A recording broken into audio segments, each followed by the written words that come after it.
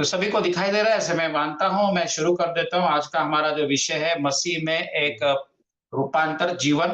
Bible के पहले हम इस पहले भाग में सीखने वाले बाइबल आधारित दृष्टिकोण, यानी कि बाइबल इसके बारे में क्या सिखाता है। वैसे तो ये जो पूरा टीचिंग है, ये 5 भागों में बटा हुआ है। तो एक-एक करके हम अगली बार सीखने वाले, दूसरा, तीसरा, चौथा, पांचवा, हो सके तो छठा भी हो सकता है, परमेश्वर जैसे चलाएगा वैसे। तो आइए हम शुरू करते हैं। सबसे पहले हम एक मिनट, या इसमें हम आज क्या सीखने वाले हैं। और जो रिकॉर्डिंग, एक मिनट, आपकी तरफ ये रिकॉर्डिंग भी आएगा। तो मैंने क्या किया, प्रेजेंटेशन में आपको आपके लेफ्ट हैंड साइड में नंबर्स दिखेंगे। अभी हम जो है दो दो नंबर के पेज पे है। सो मैं रिकॉर्डिंग में मैं इसलिए बोलूंगा कि हम किस पन्ने पे है। अभी हम 2 नंबर के पन्ने पे है, ताकि जब आप रिकॉर्डिंग सुनोगे तो ये जो पीडीएफ फाइल इसका मैं भेजूंगा, तो वो पीडीएफ फाइल एक स्क्रीन पे पीडीएफ फाइल आप देख सकते हैं। और फिर जिस पन्ने पे मैं हूं उसका नंबर सुन के आप उस पन्ने पे जाना है, और फिर आगे का ऑडियो आपको सुनना है। मुझे लगता है कि मैं काफी क्लियर हूँ मैं जो बोल रहा हूँ। तो अभी हम पेज नंबर 2 पे है, 2 नंबर के पेज पे हम है। और हम अब क्या सीखने वाले हैं आज, तो 4 महत्वपूर्ण बातें सीखने वाले हैं रूपांतरित जीवन के बारे में। मसीह में जो रूपांतर हमारा होना चाहिए, वो उसके बारे में। पहले तो हम सीखेंगे कि परिवर्तन, बदलाव या रूपांतर, इसका अर्थ क्या होता है बाइबल के अनुसार। तो ये पहला हम सीखेंगे। दूसरा हम सीखेंगे मसीह में रूपांतर विरुद्ध स्वयं रूपांतर। तो ये भी बहुत महत्वपूर्ण टॉपिक है। दोनों में अंतर है, मसीह में रूपांतर होना या मैंने या परिवर्तन होना, और दूसरा स्वयं को बदलना, स्वयं का रूपांतर करके लेना, इसमें बहुत बड़ा अंतर है। तीसरा हम सीखने वाले आज की पवित्र आत्मा और मसीह में रूपांतर, कि ये पवित्र आत्मा बहुत जरूरी है हमारे मसीह में रूपांतर होने के लिए। और चौथा हम सीखेंगे मसीह में रूपांतर और मन का नवीनीकरण, इसका क्या संबंध है। तो आइए हम शुरू करते हैं। अब मैं पेज नंबर 3 पे जा रहा हूं, और यहाँ पे हमें दिखाई देगा 2 महत्वपूर्ण वचन है। अब पहला है रोमियो की पत्री 12 और 2। तो ये हमारा मुख्य वचन रहेगा पूरे टीचिंग के लिए। जो ये सीरीज है टीचिंग, उस पे पूरा ये मेन वचन हमारा होने वाला है। तो पढ़ेंगे, इस संसार के सदृश न बनो, परंतु तुम्हारे मन के नए हो जाने से तुम्हारा चाल चरण भी बदलता जाए, जिसे तुम परमेश्वर की भली और भावती और सिद्ध इच्छा अनुभव से मालूम करते रहो। अब मैंने कुछ शब्द पीले रंग में हाईलाइट किए हुए हैं। मन के नए हो जाने से, मन का नया होना, इन शब्दों के ऊपर ध्यान दो। और दूसरा शब्द है बदल, ये इस शब्द के ऊपर भी ध्यान दो, क्योंकि हमें इस शब्दों का आज अभ्यास करना है। फिर से हम पढ़ेंगे, दूसरा वचन है, दूसरे कुरिन्थियों 3:18 में ऐसे कहा है, परंतु जब हम सब के उघाड़े चेहरे से प्रभु का प्रताप इस प्रकार प्रकट होता है, जिस प्रकार दर्पण में, तो प्रभु के द्वारा जो आत्मा है, हम उसी तेजस्वी रूप में अंश अंश करके बदलते जाते हैं।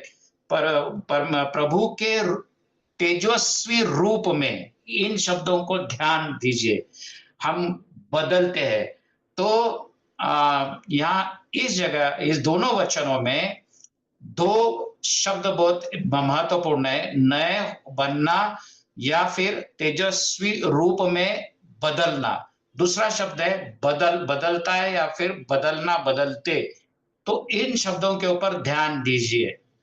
हाँ, आगे जाके हम इन शब्दों का जो अर्थ है बाइबल में, उसके बारे में हम पढ़ने वाले हैं। अब मैं पेज नंबर 4 पे हूं। ओके, अब इसमें हम देखेंगे परिवर्तन, बदलाव, रूपांतर, इसका अर्थ हम पहले समझ के लेंगे।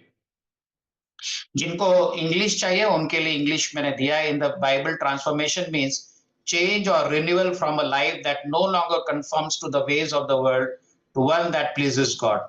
बाइबल के अनुसार मन परिवर्तन या रूपांतरण एक ऐसा जीवन है जो परिवर्तित या नवीनीकृत होता है, जो संसार के तौर तरीकों के अनुरूप नहीं होता, बल्कि परमेश्वर को प्रसन्न करता है। देखिए, इस व्याख्या या इस अर्थ को समझना बहुत जरूरी है, उससे हम आगे नहीं बढ़ सकते। तो बाइबल क्या सिखाते हैं मन के परिवर्तन के बारे में? मन का परिवर्तन इसका अर्थ क्या है, या फिर मसीह में रूपांतर होना इसका अर्थ क्या है? तो ये एक ऐसा जीवन है जो एक जिस जीवन का नवीनीकरण हुआ है, नया बन चुका है पूरी तरह से। पर किस लिए नया हुआ है, किस लिए उसका रूपांतर हुआ है, परिवर्तन किस लिए हुआ है? कि वो इस संसार जो है, दुनिया जो है, उसके तौर तरीकों के अनुसार नहीं चलेगा वो अभी। तो वो जीवन इस वजह से पूरी तरह से रूपांतरित होते जा रहा है। इस वजह से, इसलिए, इस कारण, बल्कि परमेश्वर को वो प्रसन्न करे, यानी कि परमेश्वर की इच्छा के अनुसार वो जो मसीह है या विश्वासी है, वो अभी उसका मन का परिवर्तन हो रहा है या होते जा रहा है। तो अभी वो सिर्फ प्रभु के लिए जिएगा और प्रभु की इच्छा पूर्ण करेगा। देखिए, हमने रोमियो की पत्री 12 अध्याय में हमने क्या पढ़ा उस वचन में, मैं फिर से पीछे जाऊंगा, एक मिनट। देखिए इधर क्या बोला, क्या लिखा है कि जिससे तुम परमेश्वर की भली और भौती और सिद्ध इच्छा अनुभव से मालूम करते रहो। परमेश्वर की जो, दूसरे शब्दों में, परिपूर्ण इच्छा, परमेश्वर की परिपूर्ण इच्छा समझने के लिए हमें अपने मन को नया करना पड़ेगा। तो आपका उद्धार तो हो चुका है, लेकिन आपके मन को नया बनाने की जिम्मेदारी अभी आपकी है। देखिए, तो हम आगे फिर से पेज नंबर 4 पे जाते हैं। तो परिवर्तन या रूपांतर का अर्थ क्या है? कि ऐसा मन का बदलाव, ऐसे मन का रूपांतर कि जो मन आप सिर्फ परमेश्वर की इच्छा को पूरी करने के लिए पूरी तरह से तैयार हो जाता है। चाहे दुनिया कुछ भी कहे, हमारा शरीर या स्वभाव कुछ भी कहे, लेकिन अभी हमारा मन, उसका नवीनीकरण इस तरह से होने लग जाता है कि हमारा मन सबसे पहले परमेश्वर की इच्छा के लिए जीना सीख लेता है। इसको बोलते हैं रूपांतरित जीवन, मसीह में रूपांतरित जीवन। आगे बढ़ेंगे। तो पेज नंबर 5 में अभी मैं हूं, और इसको समझ के लेते हैं। इंग्लिश में मैंने दिया हुआ है। तो spiritual transformation is the process by which Christ is formed in us for the glory of God, for the abundance of our own lives and for the sake of others. आध्यात्मिक परिवर्तन, जिसको मैं रूपांतरण ही कह रहा हूं, आध्यात्मिक परिवर्तन वह प्रक्रिया है जिसके द्वारा मसीह हमारे अंदर बनता है। तो हम और थोड़े से अंदर जा रहे हैं, इसका अर्थ समझ के लिए गहराई में जा रहे हैं कि मन का परिवर्तन इसलिए होना जरूरी है कि हमारा मन अब हमारे जो देह है उसका ना सुने या दुनिया का ना सुने, तो जो नया होते जा रहा जो मन है, अब सिर्फ परमेश्वर की इच्छा का सुनेगा। तो जैसे जैसे हमारा मन, उसका नवीनीकरण होते जाता है, परिवर्तन होते जाता है या रूपांतर होते जाता है, तो उसके अंदर मसीह की छवि जो है वो बनती जाती है। तो हम उस आईने के तरह है कि जो जब आप आईने के सामने खड़े रहते, तो जो आपका रिफ्लेक्शन है, प्रतिबिंब है, वो आपको दिखाई देने लगता है। तो जब परिवर्तित मन जिसका है या परिवर्तन हो रहा जिसका मन है, रूपांतरित मन जो है, उस व्यक्ति को जब दुनिया देखती है या कोई भी देखता है, तो उसमें मसीह की छवि उसको दिखाई देने पड़ती है। तो ये ऐसा विषय है कि जिसमें कलीसियाओं में बहुत ज्यादा कुछ कहा नहीं जाता या सिखाया नहीं जाता है। तो आइए हम पढ़ेंगे साथ में। आध्यात्मिक परिवर्तन वह प्रक्रिया है दो शब्दों को ध्यान दीजिए, परिवर्तन या रूपांतर और प्रक्रिया। तो ये प्रक्रिया है, इसका अर्थ ऐसा होता है कि एक दिन में, एक मिनट में ये रूपांतर नहीं होता है, ये प्रक्रिया है जिसको इंग्लिश में प्रोसेस बोलते हैं। तो ये ऐसी प्रक्रिया है कि दिन ब दिन, एक दिन के बाद दूसरे दिन, जैसे जैसे हम अपने मन का परिवर्तन या रूपांतर करने लग जाते हैं, तो अंदर, हमारे अंदर यीशु मसीह की जो छवि है, जो प्रतिबिंब है, वो तैयार होने लग जाता है, उसमें हम बदलते हैं और परमेश्वर की महिमा, जीवन की प्रचुरता तथा दूसरों के लाभ के लिए ये मन का परिवर्तन होता है। मन का परिवर्तन इसलिए, इसलिए नहीं कि हमारे अंदर जो भी टैलेंट है, जो भी सामर्थ है, हमारे अंदर जो भी क्या उसको बोलते हैं कि गुण है, तो उस गुण को बाहर निकालने के लिए मन का परिवर्तन नहीं है। तो यीशु मसीह जो हमारे अंदर है, उसको बाहर प्रदर्शित करने के लिए मन का नवीनीकरण होना बहुत जरूरी है। सो ये इसलिए होता है कि परमेश्वर की महिमा हमारे जीवन में से हो, और जो हमारा जीवन है उसको एक आशीषित जीवन हम जीने लगे, और दूसरों को हमारे जीवन से लाभ मिले, इसके लिए हमारे मन का नवीनीकरण होना या मसीह में हमारा रूपांतर होना बहुत जरूरी है। तो फिर से मैं एक बार आपको बताऊंगा, मसीह में रूपांतर होना या मसीह में परिवर्तित होना, उसी को कहते हैं मन का नवीनीकरण होना। तो जब आपका मन का नवीनीकरण होगा, तो आपके जीवन में से मसीह जो है वो साफ दिखाई देने लगेगा। आपके आचरण में, आपके व्यवहार में जो बदल अब तक नहीं आया था, मन के नवीनीकरण द्वारा वो सबको दिखाई देने लगेगा। अब मैं जाऊंगा पेज नंबर 6 पर। तो आइए अभी और थोड़ा सा गहराई में जाते हैं। रोमियो की पत्री में हमने पढ़ा 12 अध्याय 2 में कि हमारे मन का जो बदलाव जो है, बदलाव ये शब्द हिंदी में इस्तेमाल किया है, इंग्लिश में रिन्यू शब्द इस्तेमाल किया है, रिन्यू। अब हम सब जानते हैं कि नया नियम जो है वो ग्रीक भाषा में, यानी यूनानी भाषा में लिखा गया, सबसे पहले ओरिजिनल भाषा वो है। तो इसलिए इस शब्द का अर्थ समझने के लिए हमें यूनानी भाषा में या ग्रीक भाषा में बदलाव के लिए कौन सा शब्द है वो हमें ढूंढना पड़ेगा।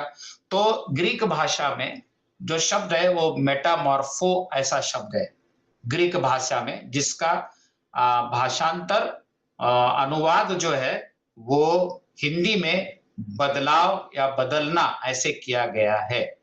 अब ये जो मेटामॉर्फो, ये जो यूनानी शब्द है, ग्रीक शब्द है, उसका अर्थ क्या होता है वो समझने के लिए मुझे आपको, जो तितली है, तितली, आप सबने तितली देखा होगा, तो इस मेटामॉर्फो जो शब्द है उसका जो अर्थ बनता है, वो समझने के लिए हमें तितली बनती कैसी है उसको समझना पड़ेगा।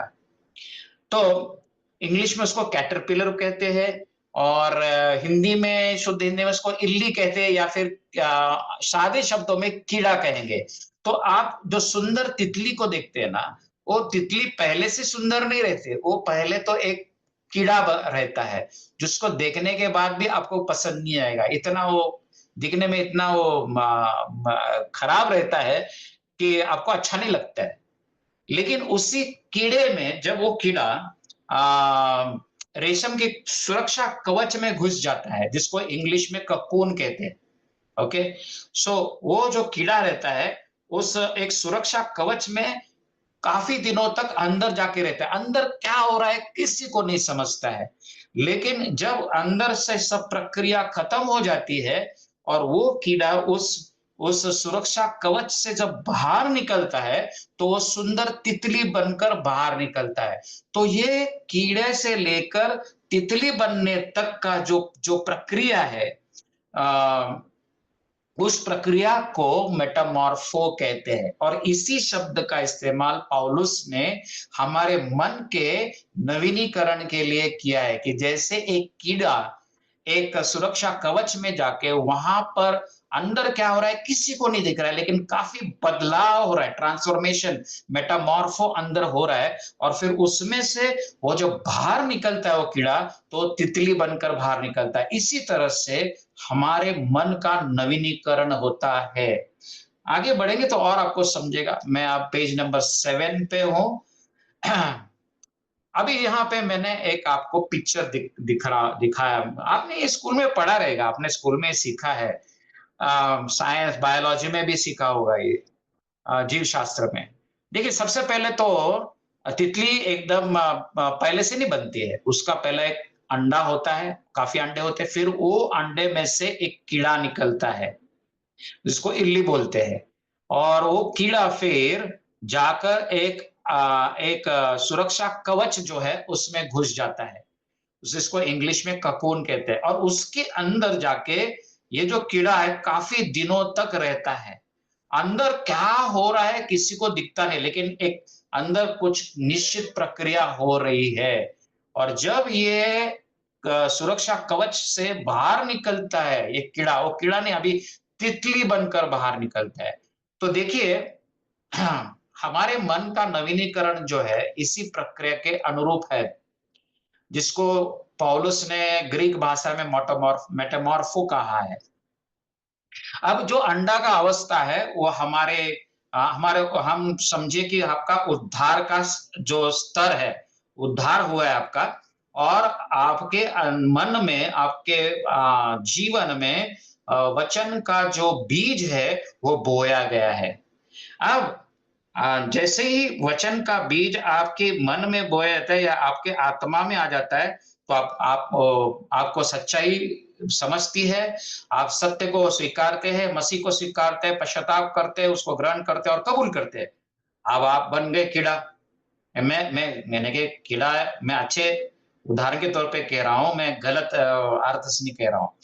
तो ठीक है, वो वचन में से कुछ तो भी निकल रहा है, बन रहा है कुछ, तो भी आपके जीवन में कुछ बन रहा है, लेकिन अभी भी आप क्या हो, उस कीड़े के समान हो।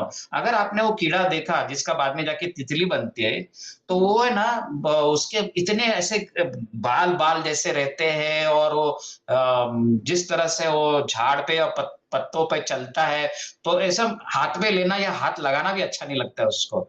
तो इस तरह से हम तो अभी निकल तो गए, वचन सुनने के बाद हम तो एक नई उत्पत्ति बन गए, जन्म तो हुआ है, लेकिन आगे का प्रक्रिया या प्रोसेस बाकी है।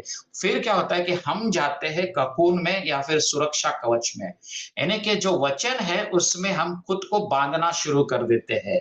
जो सुरक्षा कवच हमारे लिए वचन है, और उस वचन के अंदर जब हम जाते हैं और वो वचन हमारे पे काम करना शुरू कर देता है, तो आस्ते आस्ते हमारा जो रूपांतर है एक तितली में होना लग जाता है। ये अर्थ है, जब भी आप कर पढ़ोगे अभी रोमियो की पत्री 12 अध्याय और दूसरे वचन में जब बदल बदल ये शब्द पढ़ोगे, तो उसका अर्थ इतना बड़ा है। बदल यानी कि एक चीज यहां से उठा के वहां रख दी तो हो गया बदल, वैसा नहीं है, ये एक प्रोसेस है। तो मैं कोशिश कर रहा हूं कि जितना हिंदी मुझे आ रहा है, जितना समय मुझे मेरे पास शब्द है, इसको आपको समझाने की मैं कोशिश कर रहा हूं। अगर कहीं कम पढ़ रहा हूं तो पास्टर से आप बाद में बात कर सकते हैं समझने के लिए। ओके, अब पेज नंबर 8 में मैं हूं। अभी यहाँ पे हम सीखेंगे मसीह में रूपांतर विरुद्ध स्वयं रूपांतर। अब तक मैंने आपको ये बताया कि सिर्फ उद्धार होकर नहीं चलेगा, सिर्फ हमारा एक नया जन्म प्रभु यीशु में होना इतना काफी नहीं है। अब नया जन्म हुआ है, जैसे कीड़ा बन के बाहर आया है, अब उस कीड़े को उस कवच जो सुरक्षा कवच है उसमें जाके एक एक तितली बनना पड़ेगा, वचन में जाना पड़ेगा। लेकिन मैं यहाँ आपको बताना चाह रहा हूं कि देखिए, बाइबल में जो जिसको मन का नवीनीकरण कहा है या रूपांतर कहा है, इस दुनिया में, इस जगत में ऐसे ही अपने मन को बदलने का क्या उसको बोलेंगे, जो एक थ्योरीज जो है, टीचिंग्स जो है, वो दिया जाता है, जिसको सेल्फ ट्रांसफॉर्मेशन कहते हैं। बड़े-बड़े जो गुरु है और जो कैरेक्टर डेवलपमेंट जो सिखाते हैं, आपका जो चरित्र या व्यक्तिमत्व को बढ़ाना, मजबूत करना सिखाते हैं, वो गुरु लोग रहते हैं। वो सेल्फ ट्रांसफॉर्मेशन सिखाते हैं, स्वयं को रूपांतर करना, खुद को बदलो। अगर सादे शब्दों में आपको कहना है, बताना है, तो खुद को किस तरह से आप बदल सकते हैं, आपके मन को आप खुद कैसे बदल सकते हैं, ये आज दुनिया में सिखाया जाता है। और जो ये सिखाते हैं, वो जो ये कोर्सेज चलाते हैं, ये बड़े-बड़े गुरु लोग हैं, और वो ये अगर आपको उनसे सीखना है तो काफ़ी पैसा आपको देना पड़ता है उनको। ये सीखने के लिए कि आप अपने मन को कैसे बदल सकते हैं, आपके मन का रूपांतर कैसे आप कर सकते हैं। लेकिन हम तो आपको या बाइबल हो या हम हो, हम किसी किसी के मन को बदलने के लिए पैसा लेके नहीं सिखाते। पहले तो फिर ऐसा अगर हम करेंगे तो खुद के मन को ही बदलना ज़रूरी पड़ जाएगा, है कि नहीं? परमेश्वर के वचन हमें कोई पैसा देके तो नहीं मिला है, तो जैसे हमें मिला है, वैसे ही हम देना चाहिए। मुफ्त में देना चाहिए। ठीक है। अब इसमें फ़र्क क्या है? दुनिया जो मन का नवीनीकरण सिखाती है और बाइबल सिखाते मसीह में मन का नवीनीकरण, इसमें फ़र्क क्या है?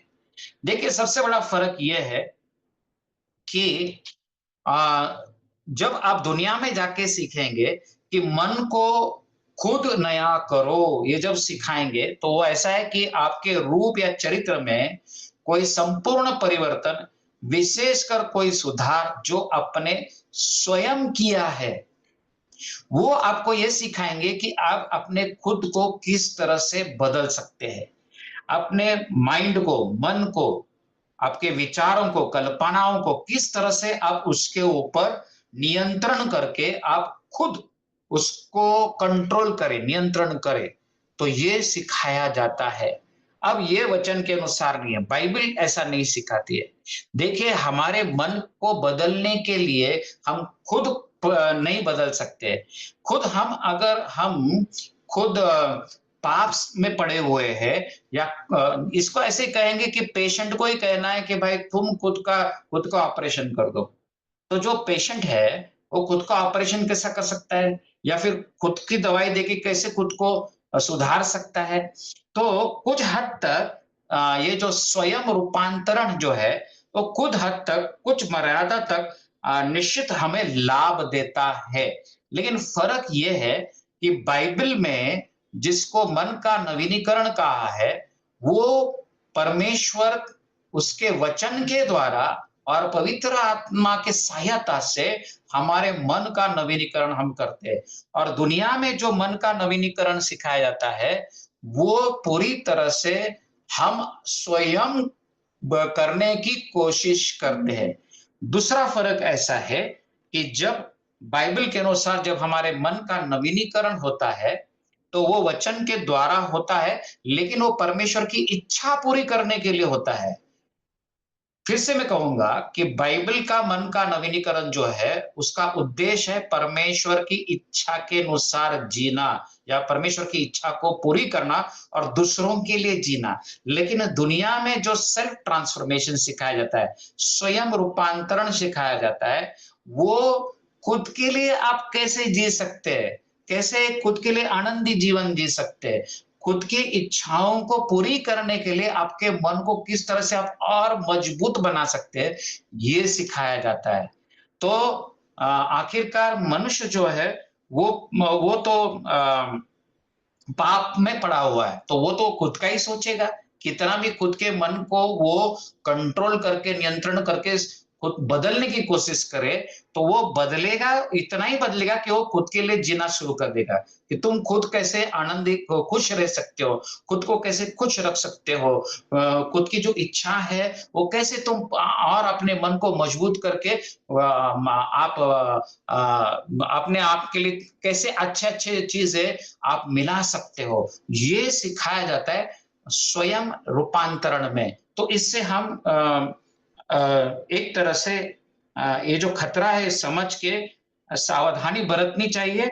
जब हम किसी टीचिंग्स को, बाहर की टीचिंग्स को हम सुनते हैं और उसको मसीह कलीसिया में लाने की कोशिश करते हैं, जो भेद है, विरोध है, उसको समझना जरूरी है। आइए हम और थोड़ा सा मैं आपको इसका जो भेद है या फर्क है वो मैं आपको समझाने की कोशिश करता हूँ। मैं अभी पेज नंबर 9 पे हूँ।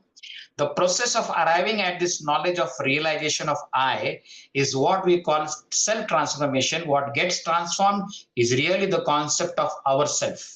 और थोड़ा गहराई में जाएंगे कि ये जो दुनिया में मन का रूपांतर या स्वयं रूपांतरण सिखाया जाता है वो क्या है। मैं के बोध के इस ज्ञान तक पहुंचने के लिए प्रक्रिया को हम स्वयं रूपांतर कहते हैं। यानी कि आखिरकार दुनिया में जो सिखाया जाता है मन को बदलना, वो इसलिए बदलना कि आप जो है मैं, देखिए शैतान भी हमेशा मैं ही करता रहता है और इसी वजह से वो परमेश्वर के विरुद्ध गया और वो उसको अपने जो स्थान था परमेश्वर ने दिया उसने उसको गंवाना पड़ा और आज वो शैतान बन गया, लूसीफर का शैतान बन गया, मैं करना।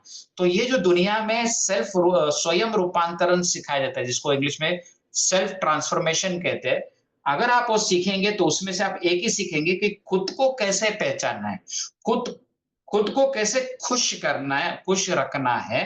आपके अंदर जो एनर्जी है, जो सामर्थ्य है, जो शक्ति है, उसको कैसे बाहर निकालना है। तो संपूर्ण फोकस जो है वो आपके खुद के ऊपर होता है। और हम तो खुद को मर चुके हैं। अगर आप परमेश्वर में नई उत्पत्ति हो, यीशु मसीह में नई उत्पत्ति हो, आप तो खुद को मर चुके, तो आपका मैं जो है वो मर चुका है और अभी आपको मसीह के लिए जीना है। इसके लिए आपके मन का रूपांतर आपके मैं में नहीं होना है, तो मसीह में होना जरूरी है। तो बाइबल आधारित दृष्टिकोण और स्वयं रूपांतर के बीच जो अंतर है उसको और गहराई से समझ के लेंगे। ठीक है, मैं अभी पेज नंबर 10 पे हूं। बाइबल आधारित दृष्टिकोण और आत्म परिवर्तन। अब दुनिया में आकर जाएंगे आप तो सेल्फ ट्रांसफॉर्मेशन को वो लोग आत्म परिवर्तन कहते, आत्म परिवर्तन। ओके, तो हमें क्या लगेगा आत्म परिवर्तन बोले तो आत्मा का परिवर्तन, नहीं नहीं, ये आत्म परिवर्तन नहीं है, इसको स्वयं रूपांतर या स्वयं परिवर्तन कहना अधिक उचित रहेगा। अब इसमें फर्क क्या है, दोनों में फर्क है। बाइबल जो मन का रूपांतर कहती है और दुनिया में जो सिखाया जाता है मन का रूपांतर, उसमें अंतर क्या है हम देखते हैं। हमारा रूपांतरण हमारे अपने मैं में नहीं बल्कि मसीह की छवि में होता है। बाइबल सिखाती है कि हमारे मन का नवीनीकरण क्यों होना चाहिए, प्रतिदिन हम मसीह की छवि में बदलते जाना जरूरी है। हमारा रूपांतर मैं में नहीं होता है, अपने खुद में अपना रूपांतर नहीं होता है। बाइबल सिखाती है मन का नवीनीकरण जो है वो मसीह को दिखाने के लिए हमारे में से हम मसीह हमारे अंदर बनते जाता है और फिर दुनिया को दिखता है। सबसे पहले यह आत्मिक रूपांतरण अपनी शक्ति को बाहर लाने के लिए नहीं बल्कि मसीह के गुणों को प्रकट करने के लिए है। सो फिर से एक बार समझ के लीजिए कि यह आत्मिक रूपांतरण यानी कि बाइबल के अनुसार अपनी शक्ति को बाहर लाने के लिए नहीं है, आपके जो टैलेंट्स है, जो कला है, वो बाहर लाने के लिए ये मन का परिवर्तन नहीं है। तो ये समझ के लीजिए बहुत सारे कलीसियाओं में, ठीक है, जो हमारे मसीह भाई बहनों में, बच्चों में, जवानों में जो टैलेंट्स है, जो कला उनके पास है, हुनर है उनके पास, उसको हम जरूर उसको हम बढ़ावा देना चाहिए, लेकिन ये विषय उसके लिए नहीं है।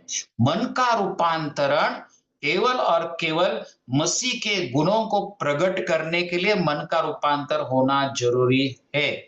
दूसरा, मसीह में रूपांतरण पवित्र आत्मा के द्वारा वचन के अनुप्रयोग के माध्यम से होता है। अब सवाल आपके मन में ही रहेगा कि ठीक है, मन का रूपांतर होना, मन का नवीन होना, नया होना बहुत जरूरी है, मानते हैं हम, लेकिन किससे होगा? तो परमेश्वर के वचन के द्वारा, पवित्र आत्मा और परमेश्वर के वचन के द्वारा, वचन के माध्यम से आपका मन का नवीनीकरण हर दिन हर समय होते रहना जरूरी है। देखिए, अ, आप कपड़े हम सब कपड़े धोते हैं, वॉशिंग मशीन में हो या हाथ से हो, तो हम डिटर्जेंट पाउडर या डिटर्जेंट सोप इस्तेमाल करते हैं कपड़े धोने के लिए। एक जो आप हाथ से, माफ कीजिए, जो आप हाथ से या हाथ धोने के लिए जो इस्तेमाल करते हैं साबुन, उससे तो आप कपड़े नहीं धोते। कपड़ा धोने के लिए एक अलग तरीके का साबुन रहता है या डिटर्जेंट पाउडर रहता है। तो उससे आप उसको साफ करते हैं और पानी से साफ करते हैं। इसी तरह से मन, जो हमारा उद्धार पाया हुआ जीवन है, हमारा जो मन है उसका रूपांतर होना बहुत जरूरी है। तो ये कैसा होगा? पवित्र आत्मा और परमेश्वर के वचन के प्रयोग के द्वारा हमारे मन का नवीनीकरण होता है। मैं इसको और आने वाले भागों में बहुत प्रैक्टिकली बताने वाला हूं। तीसरी बात, इसका बीज उद्धार के समय पवित्र आत्मा द्वारा हमारी आत्मा में बोया जाता है। तो यह हम समझ के लेंगे कि जो परमेश्वर का वचन है उसको अविनाशी बीज कहा गया है। यानी कि परमेश्वर का वचन नाशवंत नहीं है, अविनाशी है, जिसका नाश नहीं होता है। तो ऐसा वचन आपके जीवन में जब आपका उद्धार हुआ, उसी समय ये वचन आपके आत्मा में और आपके मन में पवित्र आत्मा के द्वारा डाला गया। तो ये जो बीज है, मन के रूपांतर होने का जो वचन का बीज है, वो आपके बीच में पवित्र आत्मा के द्वारा बोया गया हुआ है। आपको दुनिया की किसी भी चीज की जरूरत नहीं है मन का परिवर्तन करने के लिए। ये समझ के लीजिए, ये मैं आज नींव डाल रहा हूं मेरे सारे टीचिंग्स के, तो आपको आने वाले भागों में पूरी तरह से साफ समझ में आ जाएगा कि मन का नवीनीकरण क्या है। यहाँ पे इतना समझ लीजिए कि उद्धार के बाद मन का नवीनीकरण होना आपके जरूरी है। और वो मन का नवीनीकरण कैसे होता है? पवित्र आत्मा और वचन के प्रयोग के द्वारा। जो वचन है परमेश्वर का, उसको लेकर आप हर दिन अपने मन को शुद्ध करते हैं उस वचन के द्वारा, जो वचन आपके बीच में पवित्र आत्मा के द्वारा बोया गया है।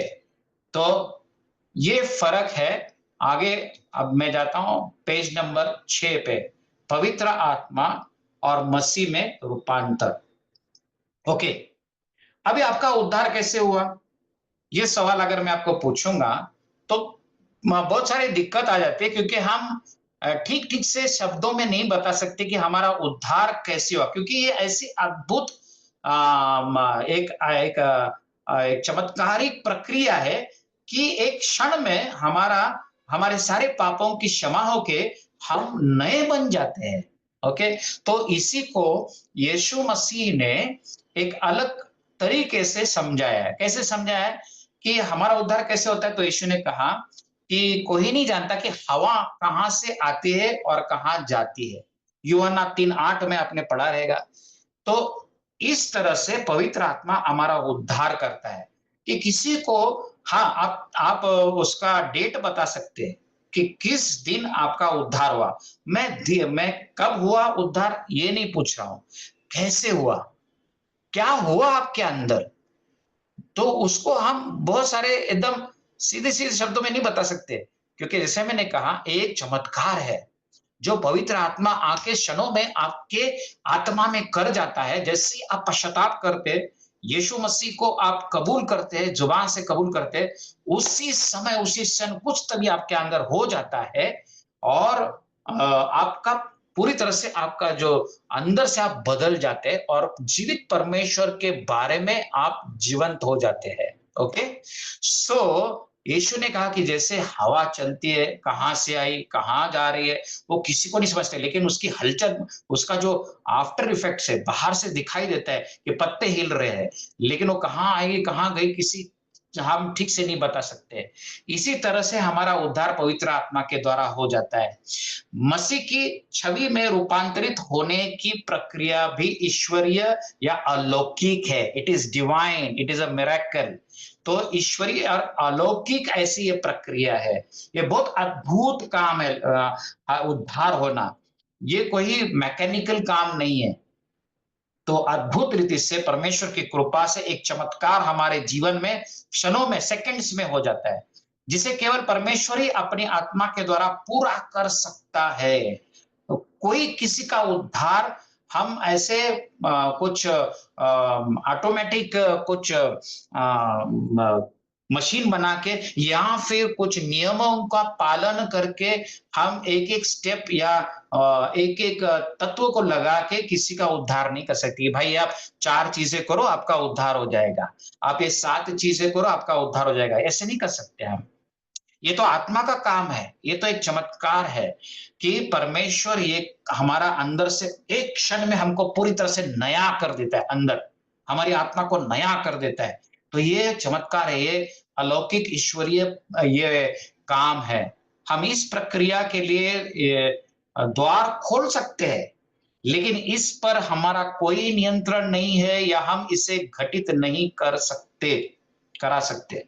देखिए, मुझे ये कहना है कि जो हमारा उद्धार हुआ, आपका उद्धार हुआ, तो ये सिर्फ़ परमेश्वर ने किया है, किसी इंसान ने किसी सिस्टम को लगा के किसी प्रिंसिपल को लगा के ये नहीं किया हुआ है। किसी कलीसिया के नियमों का पालन करके या उन्होंने जो कुछ भी आपसे कहा वो आप किए थे 4-5 बातें की और फिर आपका उद्धार हुआ, ऐसा नहीं होता है। तो हम सिर्फ़ उद्धार होने के लिए समझ के लीजिए उद्धार होने के लिए हमने अपना अंतःकरण का द्वार खोल दिया। बाकी का काम जो है वो पवित्र आत्मा के द्वारा पिता परमेश्वर ने हमारे बीच में किया हुआ है। इसके ऊपर ना तो हमारा नियंत्रण है, ना हम किसी का उद्धार घटित कर सकते हैं, ना उसको नियंत्रण कर सकते हैं। तो इसी तरह से मन का जो नवीनीकरण है, ये पूरी तरह से पवित्र आत्मा और परमेश्वर का वचन हमारे बीच में काम करता है। हमें सिर्फ द्वार को खोलना है, हमारे हृदय को खोलना है, हमारे मन को खोलना है, उस वचन को पवित्र आत्मा के द्वारा काम करने के लिए। मैं समझता हूँ कि मैं ये जो पॉइंट है, ये मैंने जितना भी समझा पाया हूँ हिंदी में आप समझ चुके हो। अगर नहीं आपको इस समझ में आ रहा है तो फिर से मैं आपको विनती करूँगा कि आप पास्टर लोगों से बात ज़रूर कीजिए। मैं माफ़ी चाहूँगा अगर मेरे हिंदी जो कमज़ोर है या मुझे शब्द कम पड़ जाते हैं, तो समझ में नहीं आता रहेगा। अगर समझ में आ रहा है तो पूरा क्रेडिट जो है वो पवित्र आत्मा को जाएगा क्योंकि वो ही आपको सच्चाई में चलाता है। तो यहाँ पे हमने क्या सीखा कि जिस तरह से हमारे उद्धार की एक प्रक्रिया है, जो प्रक्रिया अलौकिक है, एक चमत्कार है, परमेश्वर वो क्षण में हमारे बीच में कर देता है, हमको नया उत्पत्ति बना देता है। तो इसी तरह से मन का नवीनीकरण जो है, उसके लिए सिर्फ़ हम अपने अंतःकरण का द्वार, मन का द्वार खोल सकते हैं, लेकिन किसी के मन का नवीनीकरण हम घटित नहीं कर सकते। उसके ऊपर हम नियंत्रित नहीं कर सकते उसको। ये सभी को समझ के लेना पड़ेगा। ख़ास करके जो पास्टर्स हैं, पासबान हैं या लीडर चर्च लीडर्स हैं, उनको समझ के लेना पड़ेगा कि आप किसी भी तरह से किसी के मन का परिवर्तन नहीं कर सकते हैं।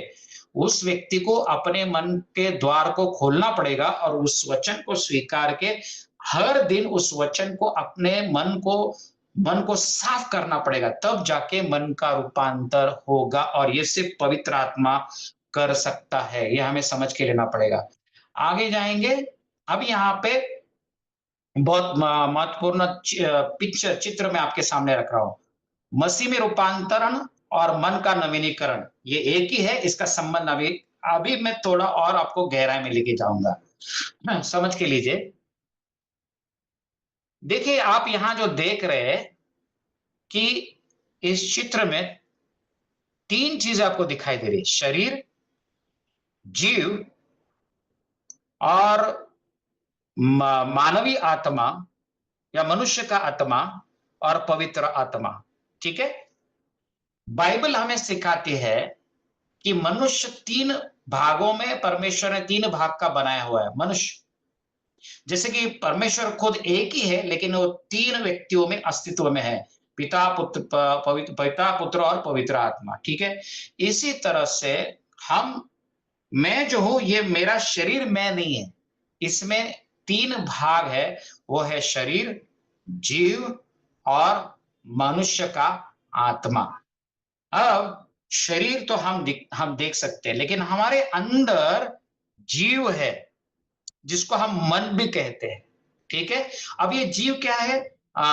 जिसमें हम विचार करते हैं, इच्छाएं रखते हैं, भावनाएं रखते हैं, तो इसको हम जीव कहते हैं या उसको हम मन कहते हैं।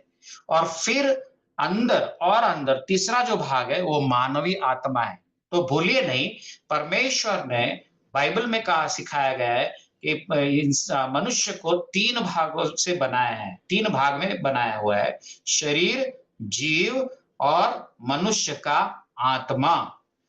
अब आपका उद्धार होने के पहले आपका जो आत्मा है वो पूरी तरह से मरा हुआ है।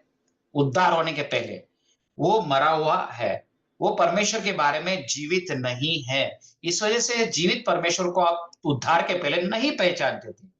आपका जो जीव है, उद्धार के पहले आपका जो जीव है, वो भी परमेश्वर से अलग है और पाप में पड़ा हुआ है। आपका जो शरीर है, उद्धार के पहले वो कैसे था, वो वैसे ही अब भी है। ओके। तो बाइबल ऐसे सिखाती है कि जब आपका उद्धार हो जाता है, जब आप मसीह को यीशु को मसीह का या उद्धारकर्ता करके स्वीकारते हैं, उसी क्षण क्या हो जाता है कि आपकी आत्मा में, मनुष्य की आत्मा में पवित्र आत्मा आ जाता है। अगर आपका उद्धार हुआ है, तो पवित्र आत्मा अभी आपके अंदर है। जो आपका सबसे महत्वपूर्ण जो हिस्सा है, मनुष्य का सबसे महत्वपूर्ण हिस्सा है उसकी आत्मा, जो मरी हुई थी, पाप की वजह से मरी हुई थी। जब आपने यीशु को स्वीकार किया, पवित्र आत्मा आपकी आत्मा में आ गया, मनुष्य की आत्मा में आ गया और उसको जीवित किया। अब जैसे ही पवित्र आत्मा आपके अंदर आ गया, आपके आत्मा में आ गया, और जैसे यीशु ने कहा ना कि मैं आपके बीच में रहूंगा, आपके अंदर रहूंगा, वो किस रूप में रहता है? पवित्र आत्मा के रूप में हमारे अंदर रहता है। जैसे ही पवित्र आत्मा आपकी आत्मा में आ गया, आप जीवित परमेश्वर के बारे में जीवंत हो गए। आप एक संबंध में आ गए, आप परमेश्वर को पिता करके पहचानने लग गए और पिता करके उसको पुकारने लग गए। आबा और बाबा करके आपने उसको पुकारना शुरू किया, आपने प्रार्थना करना शुरू किया, आपने बाइबल पढ़ना शुरू किया, आप चर्च जाने लग गए, आप परमेश्वर की सेवा में जुट गए। बराबर? ये क्यों हुआ? क्योंकि आपका आत्मा जो है वो आप जीवित हो गया है, लेकिन आपका जीव का क्या, आपके मन का क्या? तो आपका जो मन है उद्धार के बाद भी पूरी तरह से नहीं बदला है। क्या आपके साथ ऐसा हुआ क्या कि जिस दिन आपका उद्धार हुआ उसके पहले समझो आपको बहुत गुस्सा आता था, या आप गुस्से में आप कुछ भी कर बैठते थे, ठीक है? क्या उद्धार के बाद वो आपका स्वभाव एक रात में बदल गया, एक दिन में, क्षण में बदल गया क्या? नहीं। आप शायद आज भी जो आपका जुना स्वभाव है उससे आज भी जूझ रहे हो, उसके ऊपर विजय पाने के लिए आज शायद आप उपवास कर रहे हो, प्रार्थना कर रहे हो, पास्टर के द्वारा प्रार्थना करा के ले रहे हो, लेकिन जो स्वभाव है, मूल स्वभाव जो है उद्धार के पहले का, उसका उसमें कोई बदल आप महसूस नहीं कर रहे हो। हाँ, लेकिन अंदर आत्मा में परमेश्वर के बारे में आप उत्साहित हो, जीवित हो, आप प्रार्थना करते हो, उपवास करते हो, बाइबल पढ़ते हो और सेवा करते हो, बहुत अच्छी बात है, लेकिन मन का नवीनीकरण नहीं हुआ है। तो बाइबल ये सिखाती है कि आपकी आत्मा का उद्धार हो गया है। जब आपने मसीह को स्वीकारा उद्धारकर्ता करके, उसी समय आपका आत्मा नया हो गया। लेकिन आपका जो जीव है, जिसको हम मन भी बोलते हैं, आपका जीव का उद्धार हो रहा है, हुआ नहीं है। बाइबल सिखाती है उसको ही नवीनीकरण कहते हैं। आपके मन का नवीनीकरण होना जरूरी है। और जो आपका शरीर है उसका उद्धार होगा।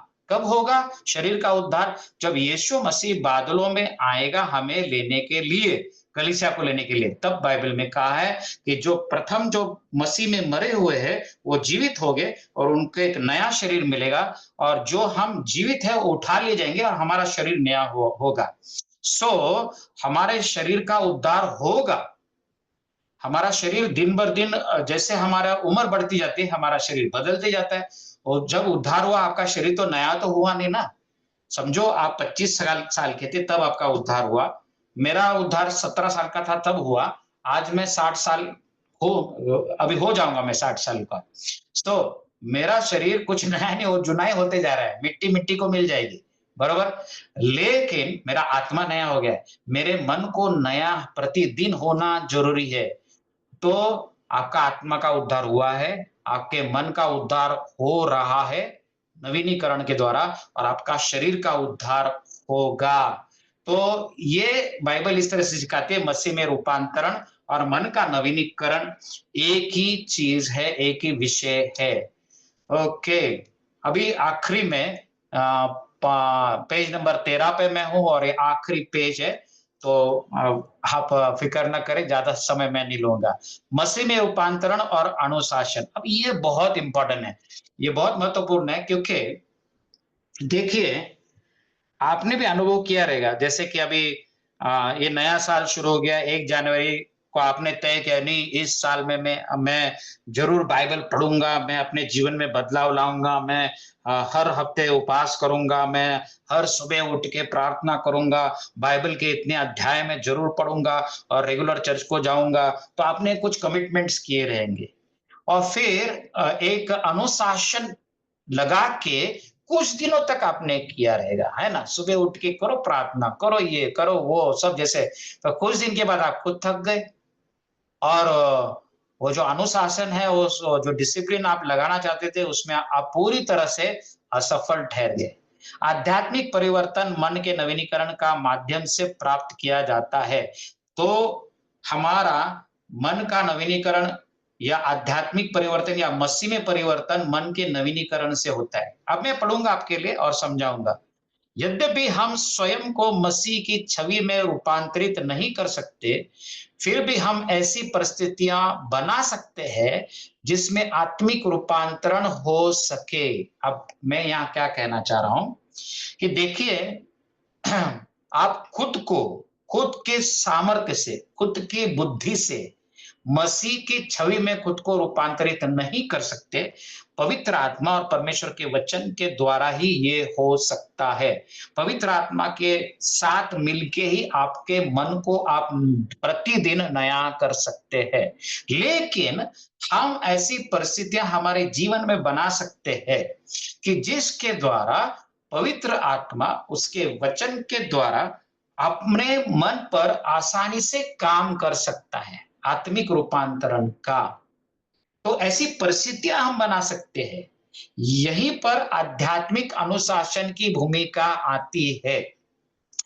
तो यहां पे मैं ये कहना चाह रहा हूं, देखिए अनुशासन जिसको इंग्लिश में डिसिप्लिन कहते हैं, स्पिरिचुअल डिसिप्लिन, आत्मिक अनुशासन जरूरी है। मैं नहीं कह रहा हूं कि अनुशासन जरूरी नहीं है, अनुशासन जरूरी है, लेकिन अब आप सोचते, आप शायद आपका सवाल ये रहेगा कि अनुशासन बोले तो क्या, आत्मिक अनुशासन क्या है? आत्मिक अनुशासन का अर्थ ऐसा होता है कि आप खुद को कुछ नियम लगा के लेते, जैसे मैंने कहा कि हर दिन मैं बाइबल पढ़ूंगा, हर दिन इतना टाइम में प्रार्थना करूंगा, हाँ मैं हर हफ्ते एक दिन में उपवास करूंगा। ये हो गए आपके धार्मिक अनुशासन या आत्मिक अनुशासन, जो ठीक है, अच्छी बात है। आप कहेंगे कि मैं सुबह 4 बजे उठ के मैं 3 घंटा प्रार्थना करूंगा, और आप सच में करने लग जाते हैं, बहुत अच्छी बात है, परमेश्वर को धन्यवाद हो। लेकिन यहाँ पे हमें समझने की जरूरत है कि अनुशासन जो है सिर्फ द्वार खोल सकते, दरवाजा खोल सकते मन का नवीनीकरण करने के लिए, पवित्र आत्मा को हमारे जीवन में काम करने के लिए। लेकिन सिर्फ अनुशासन के द्वारा मन का नवीनीकरण नहीं हो सकता है। अनुशासन के द्वारा सिर्फ अगर आप जीने लगोगे, सिर्फ एक बहुत ही कड़क अनुशासन, जिसको इंग्लिश में लीगलिज्म कहते हैं, यानी कि विधि परायण, जिसको हिंदी में कह सकते हैं, विधि विवाद उसको कहते हैं, यानी कि जो नियम लगा है उसको कानून की तरह सख्ती से उसको निभाना। सो अच्छी बात है। मैं यहाँ पे समझाने के लिए हमेशा एक उदाहरण देता हूं कि जब आप घर बनाते, कंस्ट्रक्शन करते, घर का, घर के पिलर आप खड़े करते हैं, बराबर, तो घर के पिलर्स को, कंक्रीट के पिलर को खड़ा करने के लिए आप उसमें जो लोखंड के सलिया है वो डालते हैं, और फिर सीमेंट ऐसे फेंकते के अंदर नहीं, आप उसको एक बक्सा बनाते हैं, लकड़ी का एक बक्सा बनाते हैं, फिर उसमें आप कंक्रीट का जो मटेरियल है मिक्स करके उसमें डालते हैं और कुछ दिनों तक वो जो लकड़ी का बक्सा रहता है उसको आप वैसे ही रखते हैं, पानी मारते रहते हैं, बरोबर। और फिर कुछ दिन के बाद 10-15 दिन के बाद जैसे जैसे आप अब उसमें तो मुझे मालूम नहीं कितने दिन रखते हो, हाँ, पर कुछ दिन तक रखते हैं, फिर उसको निकाल देते हैं। अगर आप किसी कॉन्ट्रैक्टर को आप कहेंगे, घर बनाने वालों को, भाई जिससे जिसको आपने अपना कॉन्ट्रैक्ट दिया, आप बोलेंगे नहीं नहीं, मुझे वो बक्सा नहीं चाहिए, लकड़ी का बक्सा नहीं चाहिए, वैसे ही पिलर खड़ा करो। तो वो बोलेगा कि क्या मूर्ख आदमी, तो वो आपको जरूर मूर्ख बना के चले जाएगा। वो ऐसे ही डालेगा उसमें और बोलेगा ठीक है तुमने से क्या वैसा। तो इसी तरह से अनुशासन आवश्यक है। हम एक अनुशासित जीवन जीना जरूरी है, लेकिन उसका रूपांतरण कायदे में नहीं होना चाहिए, कठोर कानूनों में नहीं होना चाहिए। तो अगर कठोर कानूनों में हो जाएगा तो आप जो यीशु मसीह के समय जिस तरह से पुराने नियम को मानने वाले जो थे, वो सिर्फ बाहरी रूप से दिखाते थे कि हम परमेश्वर के जो नियम है उसका पालन कर रहे हैं, लेकिन अंतकरण से उनका कोई बदलाव नहीं था। तो देखिए बहुत सारे ऐसे परंपरावादी कलीसिया हैं जो आत्मा के काम को नहीं मानते, लेकिन उनके लोगों के जीवन को अगर आप देखेंगे तो उनके जो मेंबर्स है वो जरूर हर दिन बाइबल पढ़ते हैं, हर दिन कुछ समय प्रार्थना में बिताते हैं, लेकिन उनका जीवन आत्मिक नहीं रहता है। तो इसी तरह से बहुत सारे लोग एक अनुशासित आत्मिक जीवन जीते हैं, लेकिन उनके मन में कोई परिवर्तन नहीं आता है। तो अनुशासन जरूरी है। कब तक जरूरी है? जब तक आप उस कंक्रीट के पिलर के अनुरूप खड़े नहीं होते हैं।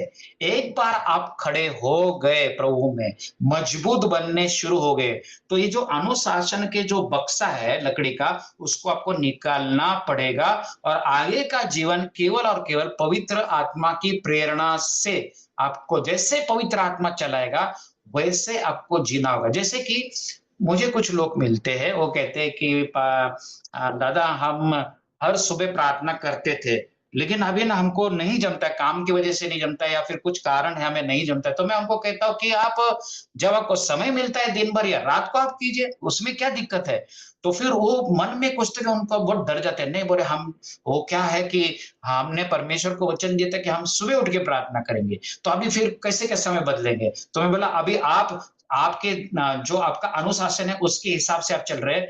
पवित्र आत्मा अगर आपको रात को उठाएगा या दोपहर में जब आप काम कर रहे हैं ऑफिस में, तब अगर आपको प्रार्थना करने के लिए कहेगा तो क्या आप उसको टाल देंगे? तो देखिए सभी को मैं ये कहना चाहता हूँ कि अनुशासन जरूरी है। अनुशासन परमेश्वर की आत्मा को हमारे जीवन में काम करने के लिए द्वार खोल देता है, लेकिन अनुशासन के द्वारा मन का रूपांतर नहीं होता है, केवल एक हम धार्मिक कट्टरवादी धार्मिक बन जाते हैं। ओके, तो ये समझ के लीजिए कि अनुशासन ईश्वर के साथ प्रशंसा प्राप्त करने या दूसरों के सामने अपनी आध्यात्मिक श्रेष्ठता साबित करने का तरीका नहीं है। क्या हो जाता है कि सब चर्च में कर रहे हैं उसके लिए अपन भी करें, हम भी करेंगे, चलो करो बाबा, सब कर रहे तो करो, क्योंकि हम हमें अपने आप को दूसरों के सामने सही ठहराना है या परमेश्वर के सामने हमें कुछ, परमेश्वर के सामने कुछ हमें करके दिखा के परमेश्वर का अनुग्रह प्राप्त करना है। परमेश्वर का अनुग्रह कुछ परमेश्वर को बना के दिखा के नहीं होता है, वो अनुग्रह के अनुसार ही मिलता है, परमेश्वर की कृपा है। तो देखिए आध्यात्मिक श्रेष्ठता साबित करने के लिए अनुशासन का अगर इस्तेमाल हो रहा है तो आपका मन का परिवर्तन कभी भी नहीं हो सकता है। यह कोई स्व सहायता कार्यक्रम नहीं है जिसके माध्यम से हम अपनी यात्रा पर नियंत्रण रखते हैं और खुद को बदलते हैं। स्व सहायता बोले तो सेल्फ इम्प्रूवमेंट जिसको इंग्लिश में कहते हैं, कि खुद में आपके आपके जीवन में आपके इमेज में कैसे हम आपका दिखने में बोल चाल में उसको नहीं, आप जाएंगे तो मेंटोर्स रहते हैं जो आपको ट्रेन करेंगे कि आप अभी आप कैसे बोलना चाहिए, आप कैसे किस तरह के कपड़े पहनना चाहिए, आपका हेयर स्टाइल कैसा होना चाहिए। बड़े बड़े जो जो फिल्म स्टार रहते हैं या पॉलिटिशियंस रहते हैं, तो उनको ये प्रोटोकॉल फॉलो करना पड़ता है कि उनका हेयर स्टाइल बदलना पड़ता है, उनके कपड़े बदलने पड़ते हैं और उनको वैसे ही लोगों के सामने आना पड़ता है। तो मन का परिवर्तन इसके लिए नहीं है। आप उसके ऊपर नियंत्रण नहीं कर सकते, आपके हिसाब से नहीं होता है वो। बल्कि आध्यात्मिक अनुशासन एक ठोस कार्य है, जिसे हम अपने लाभ के लिए करते हैं। अपने लाभ के लिए करते, इसका अर्थ ऐसा होता है कि हमारे मन का नवीनीकरण होने के लिए हम आध्यात्मिक अनुशासन लागू करते हैं, डिसिप्लिन्स लागू करते हैं। पर कब तक?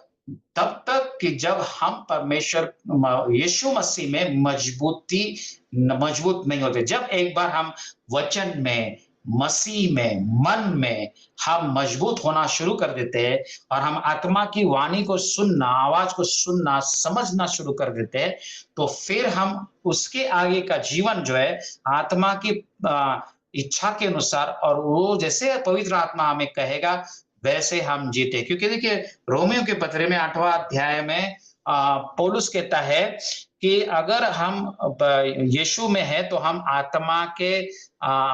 आत्मा से चलाए जाएंगे। ठीक है, तो आत्मा से चलाया जाना ये हमारा ध्येय है, वहां तक हमें पहुंचना है।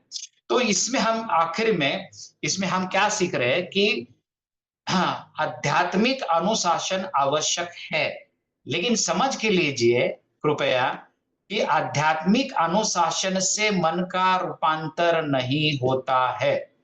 मन का रूपांतर वचन को प्रतिदिन अपने मन को लगाने से, मन को वचन के द्वारा शुद्ध करने से, स्वच्छ करने से ही क्या होगा कि हमारे मन का नवीनीकरण के जो प्रक्रिया है वो आगे बढ़ते जाएंगे। ये सिर्फ एक नींव डाली हुई है। अगले भागों में हम बहुत गहराई से इस विषय को सीखने वाले हैं। मैं यही कहूंगा कि एक मिनट, मैं यही कहूंगा कि ये विषय जो है ये मन के रूपांतर के बारे में है। आपका उद्धार हो चुका है, उसके बारे में आप निश्चिंत रहे। आप किसी भ्रम में नहीं रहे कि भाई अरे मेरा क्या होगा। आपका रूपांतर जरूर, आपका परिवर्तन हुआ है, आपका मन का, आपके आत्मा का उद्धार हुआ है, आप स्वर्ग में जरूर जाएंगे। लेकिन मेरा यह सवाल है, जो विपुल जीवन, भरपूर जीवन जो यीशु मसीह देने के लिए आया, क्या वो जीवन, भरपूरी का जीवन आप जी रहे हैं क्या? अगर नहीं जी पा रहे तो उसका अर्थ ये होता है कि आपके मन का पूरी तरह से नवीनीकरण नहीं हुआ है। इसलिए ये विषय बहुत ही जरूरी है। दूसरे भाग में हम मिलेंगे।